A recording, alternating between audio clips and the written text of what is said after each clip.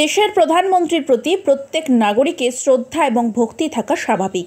তাকে নিয়ে সোশ্যাল মিডিয়াতেও জনপ্রিয়তা কম নেই, কিন্তু তার মুখকে বিজ্ঞাপনের মতো ব্যবহার করে সোশ্যাল মিডিয়ায় নিজের জনপ্রিয়তা বাড়ানোর লক্ষ্যে এক তীব্র অশ্লীল কাণ্ড ঘটিয়ে বসলেন এই তরুণী। নেট দুনিয়ায় ভাইরাল হয়েছে তার একটি ভিডিও। সোশ্যাল মিডিয়ায় ভাইরাল হওয়া সেই ভিডিওতে দেখা যাচ্ছে একটি সেলফি পয়েন্টের সামনে লাল কালো চুমকি বসানো শাড়ি এবং বাদামি রঙের ব্লাউজ পরে উদ্দাম নাচছেন এক তরুণী।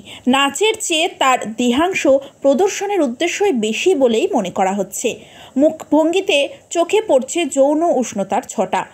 যে বস্তুকে মূল কেন্দ্রবিন্দু করেছে রিটেক এবং যে বস্তুকে মূল কেন্দ্রবিন্দু করে তিনি নাচছেন সেটি হলো স্বয়ং ভারতের প্রধানমন্ত্রী নরেন্দ্র মোদীর একটি কাট আউট ব্যানার। প্রধানমন্ত্রী নরেন্দ্র মোদীর কাট আউট সম্বলিত সেলফি পয়েন্ট বসানো হয়েছে দেশের বিভিন্ন প্রান্তে, মূলত রেলওয়ে স্টেশন, রেশনের দোকান এবং অন্যান্য জায়গায়। সেরকমই এক সেলফি পয়েন্টের কাছে নিজের নাচের ভিডিও রেকর্ড করেছেন এই তরুণী এবং মোদীর ছবির কাঁধে হাত রেখে তাকে যৌন অঙ্গিভঙ্গি করতে দেখা যাচ্ছে। সোশ্যাল মিডিয়ায় এই ভিডিও ভাইরাল হতে ব্যাপক ক্ষুব্ধ নেটিজেনরা।